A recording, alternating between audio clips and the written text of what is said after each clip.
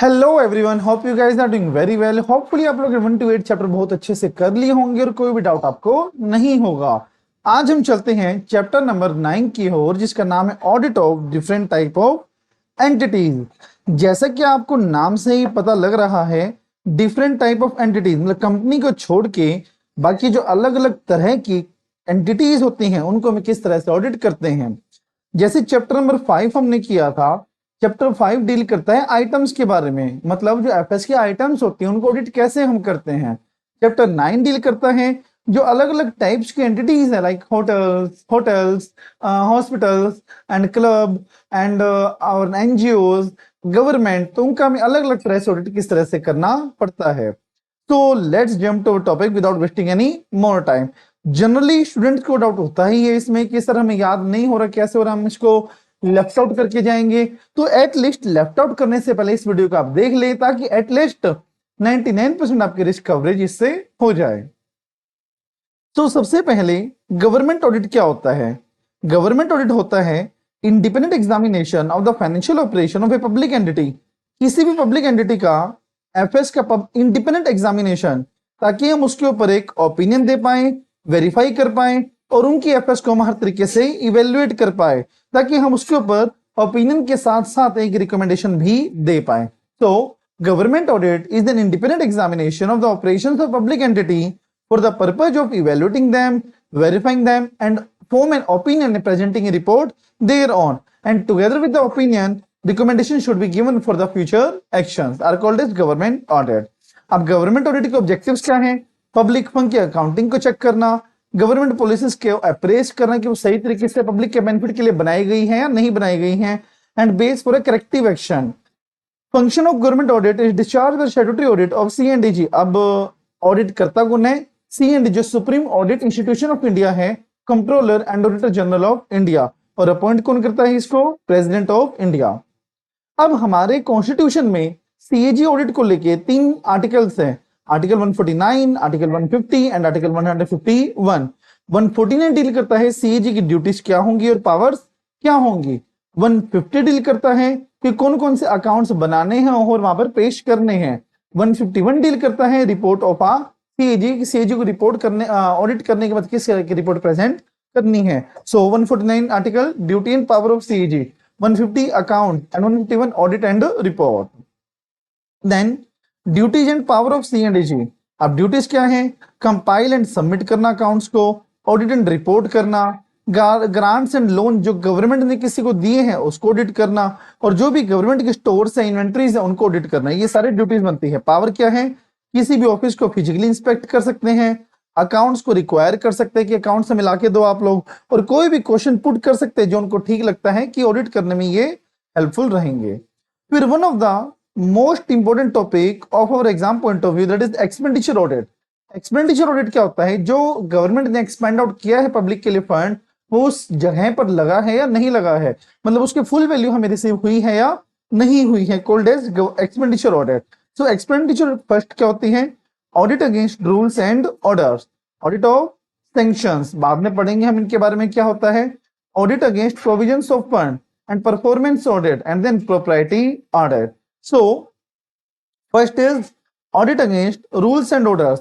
Rules order क्या होता है कि जो हमारे वेरियस लॉज रूल्स बनाए गए हैं, तो एक्सपेंडिचर उनसे कंफर्म करता हो, ensure that expenditure confirm with the relevant rules of the constitution. और रूल्स जो ऑर्डर्स है वो इन कैटेगरीज में बनाए जा सकते हैं। Rules and orders with respect to power to incur and expenditure the expenditure, किस तरह के रूल कि कौन उसको सैंक्शन करेगा, कौन उसको इंकर करेगा, इस तरह के रूल्स बनाए जा सकते हैं। Mode of presentation of claim, कि किस तरह से हमें क्लेम को प्रेजेंट करना, मतलब मान लो गवर्नमेंट से हमें पैसा लेना है तो किस तरह से हम प्रेजेंट करेंगे उस क्लेम को कि हमें पैसा मिल जाए। And regulating the condition of service पे एंड अलाउंसेस, और किस तरह से पेंशन दी जाएगी, किस तरह से गवर्नमेंट ऑफिसर्स को पैसे दी जाएंगे, सैलरीज दी जाएंगी, तो चीजों के ऊपर रूल्स बनाए जा सकते हैं। तो रूल 3 चीजों पर बनाते जा, या तो क्लेम कैसे प्रेजेंट करना है, कैसे हमें एक्सपेंडिचर इंकर या सैंक्शन करना है, और फिर किस तरह से कंडीशन ऑफ सर्विस पे अलाउंस दिए जाएंगे। अब जो हम रूल्स ऑर्डर कंडक्ट करते हैं, रूल्स ऑर्डर की ऑडिट कंडक्ट करते हैं, तो वो इन चीजों को वेरीफाई करेगा in order to see that rules are not inconsistent with, मतलब जब रूल्स एंड ऑर्डर की ऑडिट करेंगे तो ये चेक करेंगे कि वो इन चीजों से इनकंसिस्टेंट ना हो, मतलब कॉन्फ्लिक्ट में ना हो। First, rule made by the higher authorities से कॉन्फ्लिक्ट में ना हो, सीएजे के रूल से कॉन्फ्लिक्ट में ना हो, जो कॉन्स्टिट्यूशनल प्रोविजंस हैं उनके कॉन्फ्लिक्ट में ना हो, और if not approve by the competent authority the issuing authority have rule making power. अगर मान लो कि रूल या कोई एक्सपेंडिचर हमने अप्रूव करवाया है, बट जिस अथॉरिटी को उसको अप्रूव करने की पावर थी ना, उस अथॉरिटी ने वो अप्रूव नहीं किया, किसी और ने किया है, तो जिसने किया है उसके पास रूल मेकिंग पावर है या नहीं है, ये चीज हमें चेक करना पड़ेगा। सो रूल्स एंड ऑर्डर की कैटेगरीज है तीन: mode of presentation of claim, condition, service pay allowances and power to increment sanction the expenditure. और फिर रूल्स किन चीजों से कंसिस्टेंट होने चाहिए कि इनकंसिस्टेंट नहीं होने चाहिए, सीएजी के रूल से, हायर अथॉरिटी से, कॉन्स्टिट्यूशन से, एंड अगर उसको कॉम्पिटेंट अथॉरिटी ने अप्रूव नहीं किया तो जिसने उसके अप्रूव किया है उसके पास रूल मेकिंग पावर है या नहीं है। Then audit against sanction. Sanction का मतलब क्या है? Expenditure is covered by sanction, general और स्पेसिफिक। मतलब एक्सपेंडिचर जो हुआ है ना वो अप्रूव्ड होना चाहिए, चाहे वो स्पेसिफिक अप्रूवल हो, जनरल अप्रूवल। जनरल अप्रूवल क्या बोलता है कि भी 100 करोड़ के एक्सपेंडिचर आप कर सकते हो, general approval they the. But specific approval हमारे कि हर एक एक्सपेंडिचर करने से पहले हम उसकी अप्रूवल लेना पड़ेगा। Then audit against provision of fund. Provision of fund क्या कहता है? जितना प्रोविजन हमने बनाया हुआ है एक्सपेंडिचर उतना ही होना चाहिए, उससे ज्यादा नहीं होना चाहिए। प्रोप्राइटी ऑडिट क्या होता है? प्रोप्राइटी में हम चेक करते हैं फ्रूटफुल है या नहीं है, मतलब जो पैसा हमने लगाया उसका वर्थ इट मेरे को मिला है या नहीं मिला है। Bring out the cases of improper, avoidable और इनइफेक्टिव एक्सपेंडिचर। इनफ्रक्टेक्स एक्सपेंडिचर मतलब जहां पैसा लगा वो इनइफेक्टिव, बेकार का पैसा है, लगाना ही नहीं चाहिए था। Audit against property ensure that. अब जो हम प्रोपर्टी ऑडिट करते हैं हम क्या इंश्योर करेंगे? First, expenditure should not prima facie more than the occasion demand. मतलब अगर ओकेजन 10 रुपए की तो हमने 10 रुपए ही लगाए हो, उससे ज्यादा हमने ना लगाए हो। मतलब जितने ओकेजन डिमांड करता है उससे ज्यादा एक्सपेंडिचर नहीं होना चाहिए। No authority should exercise its power to its own advantage. किसी भी पर्सन ने वो पैसा अपनी खुद की एडवांटेज के लिए ना लगाया हो। और public money should not be utilize for the benefit of particular person, और अपनी बेनिफिट के लिए भी नहीं, और किसी पार्टिकुलर एक सोसाइटी या पार्टिकुलर कुछ पर्सन की बेनिफिट के लिए ना लगाया हो। अनलेस, बट अगर ये कुछ पैसे ओन एडवांटेज के लिए तो किसी पार्टिकुलर पर्सन के लिए लगे तो ये वैलिड माने जाएंगे, अगर वो अमाउंट इनसिग्निफिकेंट है। सेकंड, एनफोर्सिंग कोर्ट, मतलब अप्रूव्ड बाय कोर्ट है। थर्ड, पुलिस और कस्टम चलती आ रही है। और amount of allowance for particular type of job, मतलब ये लिखा हुआ है कि इस टाइप ऑफ जॉब के लिए वो अलाउंसेस दिया जाएगा। गवर्नमेंट अप्रूव्ड है, पॉलिसी कस्टम चलती है तो वो अलाउड है। इनके अलावा अगर किसी पर्टिकुलर पर्सन ने कोई भी बेनिफिट उठाया है तो वो वैलिड नहीं माना जाएगा, समझे? So these are the point, इनमें से क्वेश्चन आ सकते हैं तो मार्केट इंपॉर्टेंट। परफॉर्मेंस ऑडिट में हम कवर करते हैं triple E, that is efficiency, economy and effectiveness. Efficiency deal with relationship between the goods produce and resources used to produce them, मतलब जो हमने रिसोर्स कितनी ऑप्टिमम यूटिलाइज हमने किए, कितने एफिशिएंटली वो हमने यूज किए हैं। And effectiveness stand for appraisal of performance of program, कि बेसिकली मतलब जो आउटपुट मुझे चाहिए था वो आउटपुट मेरे को मिला है या नहीं मिला है। And economy, utilization of resources in an economical manner, और इकोनॉमिकल मैनर में उनका रिसोर्सेज को यूज मैंने किया हो। ओके, सो ये हमारा performance audit. There are 5 type of audits. Expenditure audit के कौन से प्रिंसिपल्स हैं? First is audit against rules and orders, sanctions, provisions, propriety and performance. So अब जो भी गवर्नमेंट की रिसीट आती है, पैसा आता है, उनको हम कैसे वेरीफाई करेंगे? सबसे पहले मैंने वेरीफाई करना कि जो रिसीट आई है वो करेक्टली अकाउंट फॉर भी हुई हो, रिलाइज भी हुई हो, और उस रिसीट को मतलब रियलाइज करने के लिए प्रॉपर रेगुलेशन फ्रेम किए गए हों, और वो रेगुलेशंस एक्चुअली कैरी आउट भी हुए हों, और demand collection correctly accounting for करेगी। डिमांड कलेक्शन क्या होता है? जैसे इनकम टैक्स अथॉरिटी किसी भी एसएससी की डिमांड निकालती है कि आपने इतना इनकम शो नहीं करी जिस पे आपको इतना टैक्स देना पड़ेगा, तो उसको डिमांड बोलते हैं। तो उसको कलेक्ट करने का प्रॉपर प्रोविजन होना चाहिए। Audit of stores and inventories, auditor को इंश्योर करना है कि परचेजेस को लेके, इशू को लेके और कस्टडी को लेके प्रॉपर रेगुलेशंस कैरी आउट हुए हैं नहीं, मतलब परचेज कोई और करेगा, कस्टडी वो किसी और में रहेगी, और बेसिकली इशू कोई और करेगा। परचेजेस प्रॉपर सैंक्शन होना चाहिए, और जो प्राइसेस पे किए हैं स्टोर्स इन्वेंटरी को परचेज करने के लिए वो रीजनेबल होने चाहिए। ओके, इसको आप पढ़ लेना, बाकी लिख के आपको अपनी तरफ से को समझ लेना बहुत अच्छे से।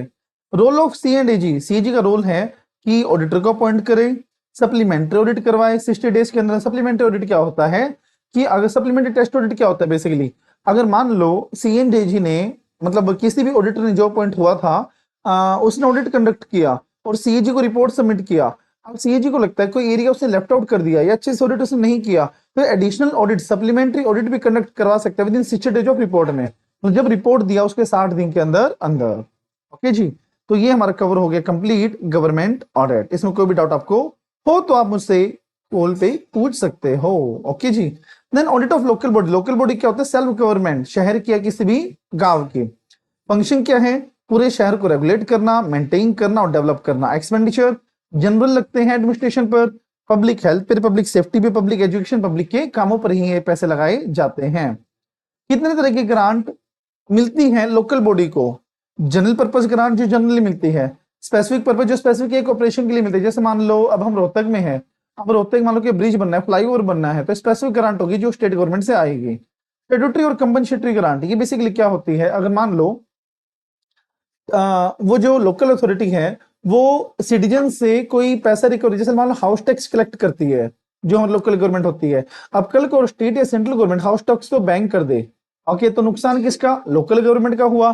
तो उस जो रेवेन्यू लॉस हुआ है, उस लोकल अथॉरिटी का रेवेन्यू लॉस जो हुआ है वो हाउस टैक्स हटाने से, तो वो कंपनसेट कौन करेगा? सेंट्रल या स्टेट गवर्नमेंट करेगी, स्टेट गवर्नमेंट करेगी। तो उसी को बोलते हैं स्टैट्यूटरी या फिर compensatory grant. This is the most important topic of local body, इसको छोड़ के बिल्कुल मत जाना। Okay, financial administration of the local body. Local body का फाइनेंशियल एडमिनिस्ट्रेशन किस तरह से किया जाता है? मतलब जो फाइनेंशियल है, जो पैसा वो कैसे एडमिनिस्ट्रेट, कैसे संभाला जाता है? बजट्स बना के, एक्सपेंडिचर को कंट्रोल करके, अकाउंटिंग सिस्टम को बेटर करके। बजट कैसे कि before execution the expenditure it should be favourable to prepare the budget, okay, ताकि हम उसको कंपेयर कर पाए कि फेवरेबल है अनफेवरेबल है। एक्सपेंडिचर कंट्रोल कैसे कि पहले हम उसको अप्रूव करवाएं और फिर उसके मतलब लेजिस्लेटिव किसी और के पास हो। लेजिस्लेटिव क्या होता है कि अप्रूव कोई और करेगा और उसको एग्जीक्यूट करने की पावर किसी और की होनी चाहिए। अकाउंटिंग फंक्शन अकाउंटिंग प्रॉपर होना चाहिए। ऑडिट का ऑब्जेक्टिव क्या है? फेयरनेस को प्रमोट करना, स्ट्रेंथ वीकनेसेस को बताना, लीगल रेगुलेशंस कैरी आउट हुई है नहीं हुई है वो पता लगाना, और जो पैसा लगाया है लोकल बॉडी ने शहर पे उसकी फुल वैल्यू रिसीव हुई है या नहीं हुई है, और एरर्स को डिटेक्ट करना। अब ऑडिट प्रोग्राम बेसिकली सबसे पहला ऑडिटर को इंश्योर करना है कि उसके अपॉइंटमेंट वैलिड है या नहीं है, रूल्स रेगुलेशन लोकल बॉडी के कवर अप हुए नहीं हुए हैं, जो भी एक्सपेंडिचर हुआ है वो पहले प्रोविजन बना के हुआ है या नहीं हुआ। इसमें ये लिखोगे whether the expenditure should be confirm with provision, इस तरह से। And performance, overall local body की परफॉर्मेंस कैसे, ये ऑडिटर सारे चेक करेगा। ओके जी, हमारा हो गया टॉपिक नंबर 2 कवर। फिर हमारा था एनजीओ। एनजीओ में आपको जनरली बता रहा हूं, और ये पॉइंट आपको हर एक, चाहे आपका एनजीओ आए, चाहे चैरिटेबल आए, चाहे ट्रस्ट आए, आपको ये पॉइंट लिख के आना है। सबसे पहला हमें उस ट्रस्ट की नॉलेज लेनी है, उसके ट्रस्ट डीड को चेक करके, उसकी गाइडेंस नोट या फिर कोई बुकलेट है उसकी, उसको देख के कि बेसिकली इसका काम क्या है, कौन से स्टैट्यूट में, जैसे मान लो सोसाइटी है तो कॉर्पोरेट सोसाइटी में होगा, ट्रस्ट है तो इंडियन ट्रस्ट एक्ट में होगा, और कोई भी सेक्शन 8 कंपनी है तो कंपनीज एक्ट में होगा। तो स्टैट्यूट मुझे रीड करना है, लीगल फॉर्म देखना, भाई ट्रस्ट है, सोसाइटी है, कंपनी है, ऑर्गेनाइजेशनल चार्ट क्या काम वो करती है, कौन कौन से ट्रस्टीज हैं, अकाउंटिंग सिस्टम कैसा है, क्या कोई ऐसा मतलब एरिया है जो मुझे नहीं आता और जिसको करने के लिए मुझे किसी भी एक्सपर्ट की इन्वॉल्वमेंट करवानी चाहिए। तो अगर एक्सपर्ट को इन्वॉल्व करना है तो यहाँ पर हम वेरीफाई कर सकते हैं, और प्रीवियस ईयर की ऑडिट रिपोर्ट देखनी है नहीं देखनी वो हम रिव्यू कर सकते हैं। तो ये हमारा second topic. LLP, limited liability partnership, इसमें एक टॉपिक आ सकता है स्मॉल एलएलपी का। स्मॉल एलएलपी कौन सी होती है? जिसका कंट्रीब्यूशन 25 लाख से एक्सीड ना हो एंड टर्नओवर 40 लाख से एक्सीड ना हो, दोनों कंडीशन फुलफिल होने के बाद ही हम उसको बोलते हैं small LLP. Type of books कौन सी बनानी पड़ती है? जो पैसा आया है और गया है, asset liability register, cost of goods purchase and other particulars, ये सारे बुक्स उसको मेंटेन करनी पड़ती है। ऑडिट मतलब जो स्मॉल एलएलपी है उसको ऑडिट नहीं करवानी पड़ती, बट दोनों में से कोई भी कंडीशन ब्रेच हुई, या तो हमारी टर्नओवर 40 लाख से ऊपर हो जाए या कंट्रीब्यूशन 25 लाख से ऊपर हो जाए, उसको ऑडिट करवानी पड़ती है। अब रिटर्न कौन सी फाइल करनी, इसमें एमसीक्यू आ सकता है आप लोगों का। फॉर्म 11 जो आरओसी को जाएगा 60 दिन के अंदर अंदर एंड ऑफ फाइनेंशियल ईयर से। और statement of account and solvency, ये होता है कि हम अगले 1 साल तक सोलवेंट रहेंगे और हम लायबिलिटीज को पे ऑफ करने के लिए काबिल हैं। फॉर्म 8 में देना पड़ेगा एंड ऑफ फाइनेंशियल ईयर के 30 दिन के अंदर अंदर। ओके, ये 60 दिन के और 30 दिन के अंदर, फॉर्म 11 फॉर्म 8। अब ऑडिटर अपॉइंट कौन करता है? बाय डीपी करेंगे। फर्स्ट फाइनेंशियल ईयर एंड होने से पहले करना पड़ेगा। ये एमसीक्यू आ सकता है इसमें कि कब ऑडिटर अपॉइंट हो जाना चाहिए। पहले फाइनेंशियल में जो पहली बार आ रहा है तो उसमें before the end of first financial year, उस एंड होने से पहले पहले, और for subsequent financial year at least 30 days before the end of each financial year. Auditors की ड्यूटी क्या बनती है? एंगेजमेंट लेटर देखे, मिनट बुक चेक करे, कोई मेजर डिसीजन हुआ है तो एलएलपी के एग्रीमेंट चेक करे, एग्रीमेंट में देखिए कितने पार्टनर्स हैं, नेचर ऑफ बिजनेस क्या है, कैपिटल कंट्रीब्यूशन क्या है, लायबिलिटी उन्होंने कितनी अंडरटेक करके कि वो वाइंडिंग अप के टाइम पर देंगे, और रिपोर्टिंग रिकॉर्ड करेक्ट और रिलायबल है या नहीं, और उन्होंने सारी इंफॉर्मेशन ले ली है या नहीं ले ली, उसको पर उसको रिपोर्ट करना पड़ेगा। देन चैरिटेबल इंस्टीट्यूशन कैसे हम वेरीफाई करेंगे? इसमें सबसे पहले हम वेरीफाई करेंगे कॉन्स्टिट्यूशन कैसा है चैरिटेबल का, ट्रस्ट डीड हम रीड कर लेंगे, मेंबर्स का सब्सक्रिप्शन, मतलब कौन कौन सब्सक्राइबर्स है और डोनेशन कहाँ कहाँ से आ रहा है, लीगेसी क्या होता है, मान लो किसी पर्सन ने ऐसा कोई डिक्लेयर किया हुआ है कि उसके जाने के बाद सारी की सारी संपत्ति किसी चैरिटेबल इंस्टीट्यूशन की होगी, उसको बोलते हैं लेगेसी। तो ग्रांट कहाँ से आती है उसके पास?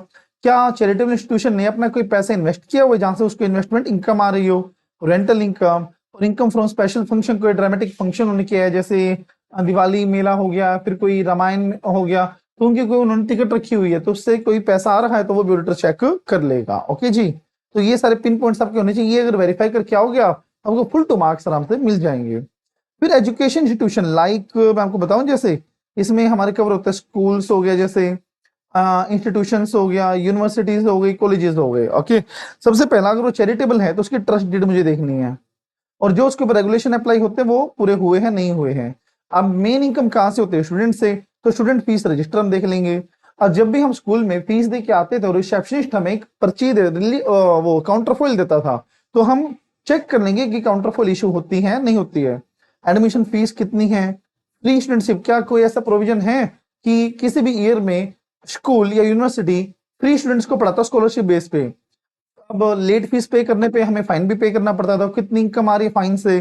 कोई अगर स्कूल में जैसे बुक स्टॉल होती है, कैंटीन तो रेंट आउट करते हैं हम, तो रेंटल इनकम कितनी आ रही है, इंटरेस्ट डिविडेंड कितना आ रहा है। ओल्ड हैवियर, जैसे मान लो कई बार कॉलेजेस या यूनिवर्सिटी में हॉस्टल्स होते हैं, तो हॉस्टल का कोई एरियर चल रहा है क्या, जो भी तक बच्चे ने पैसा पे नहीं किया तो वो भी यहाँ पर डिस्क्लोज हमें करना पड़ेगा। एंड टीडीएस डिडक्टेड, अब स्कूल्स में यूनिवर्सिटी में टीचर्स भी होते हैं, फैकल्टीज भी होती हैं, तो ये वेरीफाई करना है कि उनकी सैलरी में से टीडीएस डिडक्ट हुआ है या नहीं हुआ है। तो ये सारी चीजें हमें चेक करना पड़ेगा। स्टूडेंट फीस, एडमिशन फीस, इसमें डेप्रिसिएशन भी एड ऑन कर सकते हो, पैसेट भी एड ऑन कर सकते हो, ओल्ड हैवियर, मतलब जो भी आपको स्कूल में दिखा है ना उसका की वेरीफाई लगवा देना, वही इसके वेरिफिकेशन पॉइंट बनेंगे बस। ओके जी। फिर तो हॉस्पिटल, आपको पता है कि हॉस्पिटल की मेजर इनकम कहाँ से आती है?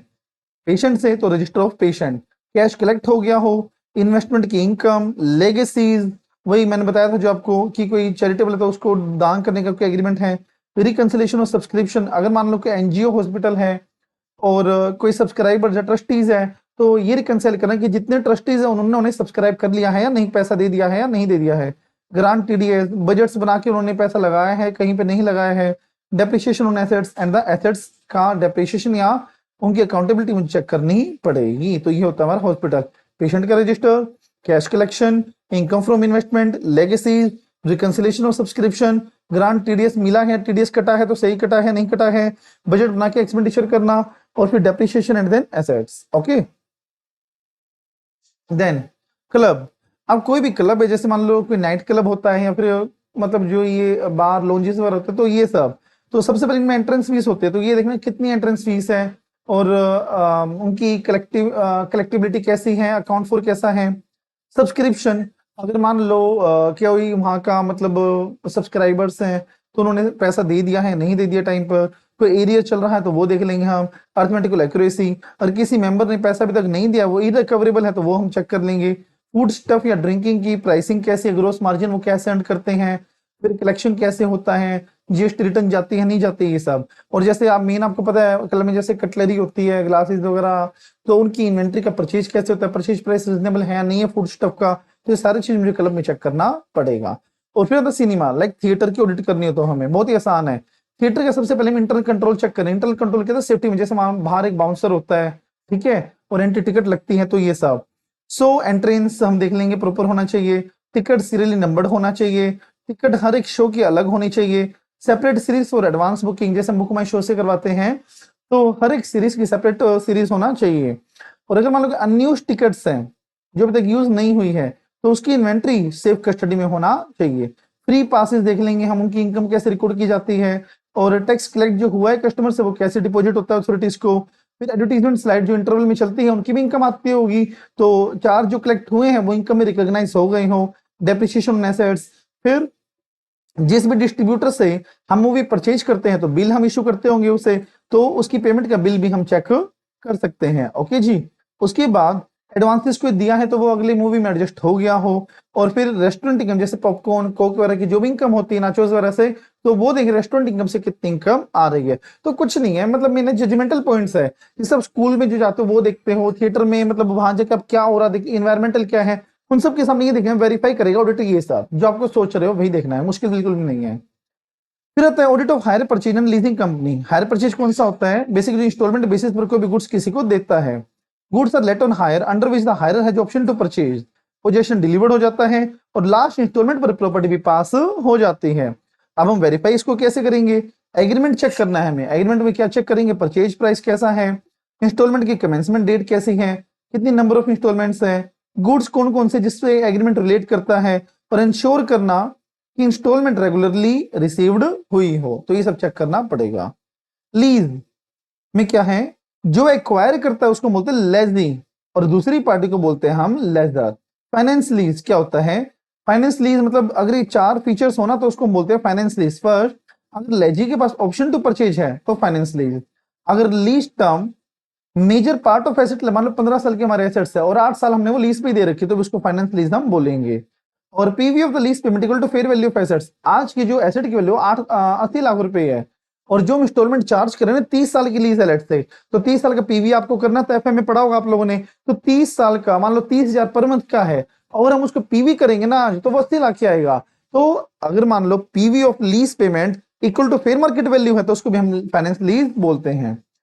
और वो स्पेशलाइज नेचर की हो कि मैंने एक ही कस्टमर के लिए स्पेशलाइज बनाई हो तो वो भी हमारे फाइनेंस लीज ही होती है। और ऑपरेटिंग लीज क्या? जो फाइनेंस नहीं होती उसको बोलते हैं ऑपरेटिंग लीज, जिसमें रिस्क और रिवार्ड ट्रांसफर हो जाते हैं। ऑडिट प्रोसेस कैसे चेक करेंगे हम? सबसे पहला लीजिंग कंपनी है कि उसको ऑब्जेक्ट क्लोज चेक करेंगे कि एमओए ने उसको ऑथराइज किया हुआ है नहीं किया हुआ इस काम को करने के लिए। क्रेडिट एनालिसिस करना लेजी का कि ऐसा तो नहीं है कि हम किसी को अपने एसेट दे तो दे बना के पर वो हमें इंस्टॉलमेंट ही पे ना के, तो क्रेडिट एनालिसिस करना पड़ेगा। एग्रीमेंट देखना पड़ेगा, डिस्क्रिप्शन, अमाउंट कितना है, टेन्योर कितना है, फिर इक्विपमेंट रिटर्न किया जाएगा नहीं किया जाएगा, और सब लेटिंग प्रोहिबिट है या नहीं। सब लेटिंग क्या होता है? जैसे मैंने एक रामू नाम के लड़के को लेट आउट किया और वो किसी और को लेट आउट कर सकता है नहीं कर सकता, उसको बोलते हैं सब लेट आउट। ओके, तो वो प्रोहिबिट है अलाउड है, ये देखना है मुझे। लीज प्रपोजल फॉर्म जिसमें हम प्रपोजल डालें कि आपको लीज पर लेना है नहीं है, साइनिंग करने के बाद वो एग्रीमेंट बन जाएगा। फिर इंश्योर करना कि इनवॉइस सेफली रिटेन कर रखा हो, क्योंकि लॉन्ग टर्म के लिए जो होते हैं पता होना चाहिए कि क्या हमारा पक्का बिल है। और फिर इंश्योरेंस पॉलिसी, हर एक एसेट की इंश्योरेंस पॉलिसी भी होती है, कल को खराब हो जाए तो एटलीस्ट हमें पता होना चाहिए कि कितना पैसा इंश्योर्ड करवा रखा है। तो ये सब हमारा लीजिंग का ऑडिट प्रोसीजर्स। ओके जी, तो पता है आपको क्या है? इन दोनों में से ना मुझे लग रहा है कि कोई ना कोई क्वेश्चन आएगा है, इसमें से और इसमें से, तो please make sure to watch them. Okay, learn them अच्छे से वो भी। फिर ऑपरेटिंग लीज में और फाइनेंस लीज में क्या क्या अंतर है? ऑपरेटिंग लीज का एग्जांपल है, ये याद करना अच्छे से, प्रोजेक्टर, कंप्यूटर, लैपटॉप, उसमें plant machinery. Ownership operating lease में कभी भी ट्रांसफर नहीं होती और फाइनेंस लीज में at the end of the period transfer हो जाती है। That's it is called as finance lease. Okay, मतलब एंड ऑफ द पीरियड में लेजी को चली जाती है ओनरशिप। अकाउंटिंग रेंटिंग की तरह ही होता है, वहां पर लोन की तरह होता है। परचेज ऑप्शन ऑपरेटिंग में नहीं होता परचेज ऑप्शन, बट इसमें तो होता है। Lease term less than 75% of useful life, बताया था मैंने को मेजर, तो यहाँ पर मोर देन और equal to major economic life. Running expenses lessor bear करेगा, यहाँ पर लेजी बियर करेगा। टैक्स बेनिफिट, डेप्रिसिएशन हम क्लेम नहीं कर सकते, सिर्फ रेंट वो कर सकते हैं, और यहाँ पर हम डेप्रिसिएशन भी क्लेम कर सकते हैं और इंटरेस्ट भी क्लेम कर सकते हैं। जब आप फाइनल में जाओगे तो वहां पर आप जो इंड एस 116 है लीज का, तो वहां पर आप देखोगे बेसिकली फाइनल में इंड एस आता है। तो जो हमारी एसेट हमने दी है लीज पे, तो मंथली हमारी पेमेंट होती है, तो पीवी निकाल के हम उतना ही तो लोन अमाउंट बुक करते हैं, उतना ही हम आरओयू करते हैं, right to use asset. Asset side ROU और लायबिलिटी साइड लोन। और loan time to time depreciate होता जाता है, मतलब अमोर्टाइज होता जाता है कि हमने इंस्टॉलमेंट पे किया माइनस हो गया, और कि इंटरेस्ट जो आता है लोन पे वो पीएनएल में जाएगा। और एसेट भी डेप्रिशिएट होती रहती है और एक टाइम पर दोनों ही जीरो हो जाते हैं, इसलिए बोला गया कि एसेट का डेप्रिशिएशन और लोन का इंटरेस्ट दोनों पीएनएल में चले जा सकते हैं। ओके, फिर आता है हमारा होटल्स। होटल्स की मेन दिक्कत क्या, आप लोग मुझे बताओ जरा। सबसे बड़ा नुकसान होटल में क्या होता है? वो होता है पिल्फरिंग। पिल्फरिंग का तो वेस्टेज, तो ऑडिटर इंश्योर करेगा कि पिलफरिंग को रिड्यूस करने के लिए उन्हें अप्रोप्रिएट मेजर्स लगा रखे हों, कंट्रोल्स लगा रखे हो कि लीकेजेस कम हो। और किचन ऑर्डर टिकट क्या होता है, जैसे जो वेटर आता है वो हाथ में डायरी लिया होता है, उसको हम किचन ऑर्डर टिकट बोलते हैं। तो कई बार ना हम चेक कर सकते हैं कि किचन ऑर्डर टिकट और बिल की वैल्यू मैच करती है नहीं करती है, और इंश्योर दैट जो वेंडर से या फिर जो कस्टमर से हमने टैक्स कलेक्ट किया है वो वेरियस अथॉरिटीज को टाइमली जमा करवा दिया है या नहीं करवा दिया है। फिर रूम्स, होटल है उसमें कोई रूम बुक होता है क्योंकि होल बुकिंग होती है तो उसका पैसा आया है। इन्वेंट्री होटल्स की प्रॉपर परचेज करिए, प्रॉपर कस्टडी में होनी चाहिए, प्रॉपर फिजिकली वेरीफाइड होनी चाहिए। फिक्स एसेट की अकाउंटेबिलिटी प्रॉपर होना चाहिए, डेप्रिसिएशन प्रॉपर रेट पे चार्ज होना चाहिए। कैजुअल लेबर, पीक सीजन में जो कैजुअल लेबर उसकी वेजेस पेमेंट हम देख लेंगे कैसे जाती है। और अगर कि जैसे गोवा बीबो से बुक माई नहीं मेक माई ट्रिप से या गोवा बीबो से कोई भी हमने होटल बुक किया है तो अब ट्रेवल एजेंट के थ्रू होता है वो, तो अब अपना कमीशन भी काटते हैं, तो हमें देखना है कि अप्रोप्रिएट रिकवरी हो गई उस सारे पैसे की, और जो कमीशन पे किया वो रीजनेबल होना चाहिए। ओके जी, सो ये था हमारा होटल का वेरिफिकेशन। इसको बहुत अच्छे से करें ना, कोई डाउट हो किसी पॉइंट पे तो आप मुझसे पूछ सकते हो। ओके, नेक्स्ट देखो, कोऑपरेटिव सोसाइटी। कोऑपरेटिव सोसाइटी क्या होता है, नॉर्मल बिजनेस ऑर्गेनाइजेशन नहीं होते हैं ये, पर क्योंकि कोऑपरेटिव सोसाइटी एक्ट में रजिस्टर्ड होते हैं that's why they are called as cooperative society. अब रजिस्ट्रार ऑडिट करवाता है, इसकी क्वालिफिकेशन क्या होनी चाहिए, देखो नॉर्मल एक सी होता है बट कोऑपरेटिव सोसाइटी का ऑडिटर एक सी भी हो सकता है, और इसके पास डिप्लोमा हो कोऑपरेटिव सोसाइटी को ऑडिट करने का तो वो भी बन सकता है। बुक्स कौन कौन सी बनानी है, पैसा जो आया है और दे दिया, सेल और परचेज, एसेट्स एंड लायबिलिटी, वो हमें बुक्स मेंटेन करनी पड़ती है। कैश बुक कौन कौन सी बनानी है याद करना, डेली कैश बुक, डेटर से कोई कलेक्शन हुआ है उसकी अलग से कैश बुक, लोन की रिकवरी की अलग से कैश बुक, लोन देने की अलग से कैश बुक, और अदर सब्सिडरी कोलुमिनर रजिस्टर्स। ओके, फिर जो कोऑपरेटिव सोसाइटी का पैसा है वो हमें कहां कहां पर इन्वेस्ट करना है। पहला, बैंक में इन्वेस्ट कर सकते हैं, कोऑपरेटिव बैंक में बेसिकली, किसी ट्रस्ट की सिक्योरिटीज में इन्वेस्ट कर सकते हैं, अदर सोसाइटी की बॉन्ड्स में इन्वेस्ट कर सकते हैं, या कोई और मोड जो सीजी या एसजी बताए वहां पर भी इन्वेस्ट हम कर सकते हैं। Market important. अब special feature of cooperative society मतलब क्या क्या हमें वेरीफाई करना है। पहला, ओवरड्यू डेट। ओवरड्यू डेट क्या होता है, जो अपनी डेट से बाहर चल रहे हैं, जिनके इंस्टॉलमेंट ड्यू हो चुके हैं बट अभी तक पैसा नहीं आया, तो हमें ना अलग अलग करना है। 6 मंथ से 5 ईयर अलग, और 5 ईयर से ज्यादा अलग, और लेस देन 6 मंथ अलग। गुड है, बैड है, और प्रोविजन अप्रोप्रिएट हमें बनाना पड़ेगा। ओवरड्यू इंटरेस्ट, हमने जब हम प्रॉफिट में जनरली इंटरेस्ट इंक्लूड होता है, बट अगर ओवरड्यू इंटरेस्ट है तो वो प्रॉफिट में हमें इंक्लूड नहीं करना है। फिर अगर बैड डेट हुआ है तो प्रॉपर बैड डेट हुआ हो, मतलब हायर मैनेजमेंट ने उसको सर्टिफाई कर दिया हो तभी वो बैड डेट डिक्लेयर हुआ हो। एसेट्स और लायबिलिटी की वैल्यूएशन प्रॉपर हो, और कोऑपरेटिव जो प्रिंसिपल्स रूल्स रेगुलेशंस होते हैं उनका एडहेरेंस हमें देखना है, प्रॉपर रूल्स रेगुलेशन फॉलो हुए हो। And this is the extremely important point of this chapter, that is special report to registrar.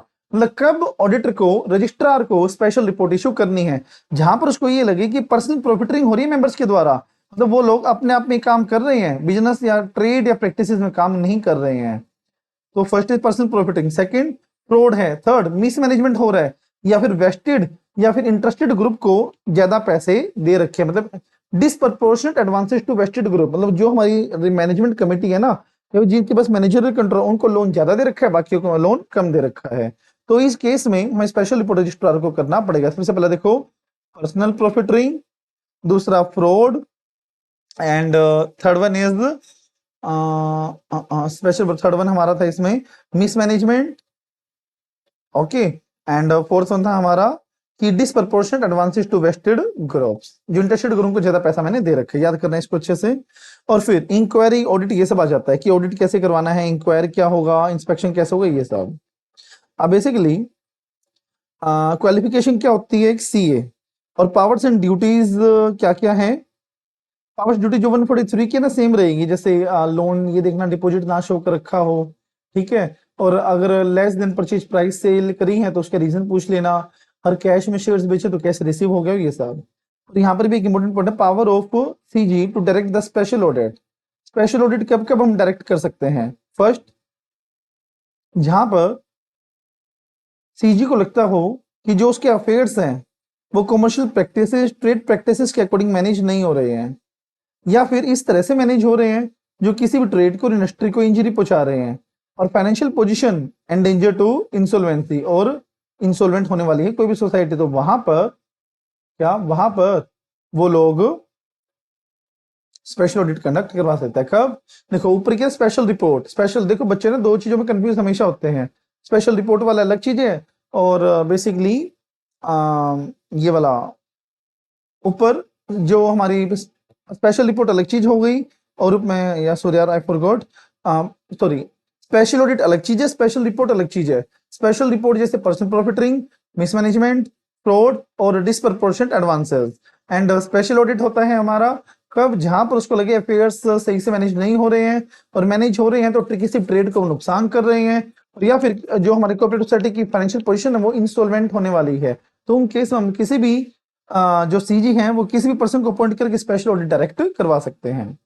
फिर इंक्वायरी एंड इंस्पेक्शन, कौन सी सोसाइटी की इंस्पेक्शन हो सकते हैं जो सीजी चाहे, या फिर कब करवा सकता है? या तो फेडरल कहें या क्रेडिटर्स कहें या 1/3 ऑफ बीओडी कहें या 1/5 ऑफ मेंबर्स कहें, इनके कहने से उनकी इंस्पेक्शन करवाई जा सकती है। अब ये भी बहुत इंपॉर्टेंट है, इंस्पेक्टर की पावर्स क्या है? बुक्स ऑफ अकाउंट को एक्सेस करना, किसी भी पर्सन को meeting sorry I am repeating again, free access to books of account, फिर किसी भी पर्सन को समन इशू करना जो सोसाइटी का कोई भी पर्सन हो, फिर जनरल मीटिंग कॉल करना कि हमें मेंबर्स को बुला, मेंबर्स के साथ हमें मीटिंग करनी है पर 7 दिन का नोटिस तो हमें कम से कम देना पड़ेगा। और किसी भी पर्सन को समन इशू करना है, समन का मतलब क्या होता है? बुलाना किसी भी पर्सन को, किसी भी पर्सन को बुलाना है जिसको मतलब उनको लगता है कि उस पर्सन के पास इंफॉर्मेशन होगी तो उसको हम बुला सकते हैं, समझे? फिर वर्किंग पेपर, वर्किंग पेपर में क्या चीज इंक्लूड होते हैं? जो काम हमने किया है, जो एक्सप्लेनेशन हमने ली है और जो रिप्रेजेंटेशन क्लाइंट ने इशू करी है वो सब इंक्लूड होते हैं। और वर्किंग पेपर एक एविडेंस प्रोवाइड करते हैं कि जो ओपिनियन एक्सप्रेस किया है वो सही है, इंफॉर्मेशन हमने फुल करेक्ट और कंप्लीट ऑप्टिंग कर ली है और ऑडिटर डिड नॉट मेरी rely upon the information verify the accuracy and completeness. और ये प्रूव करता है कि जो उन्होंने हमको इंफॉर्मेशन दी है वो सिर्फ हमने एज इट इज बिलीव नहीं कर लिया, ओके हमने एज इट इज बिलीव नहीं किया है, हमने उसको पूरा अच्छे से वेरीफाई किया है, कंप्लीटनेस को वेरीफाई उसी के बाद हमने उसको यूज किया है। तो ये था हमारा entire chapter number 9 audit of different type of entities. Okay मतलब जितना 99.9% मैंने इसमें कवरेज करी है। अब देखो रिवीजन है, हर चीज तो कवरेज में नहीं हो सकती है, कुछ पॉइंट्स मैंने इसमें लेफ्ट आउट किए जहां पर आने के चांसेस काफी कम है। तो प्लीज एटलीस्ट आप इसको भी बहुत अच्छे से कर लोगे ना तो डिफरेंट एंटिटीज का अगर कोई भी क्वेश्चन या फिर कोई भी पार्ट 8 है 1 नंबर के आते हैं 8 मार्क्स के आता है तो 6 to 7 मार्क्स आप आराम से स्कोर कर पाओगे। बट मेक श्योर कि इसको आप बहुत अच्छे से कर लो, ओके।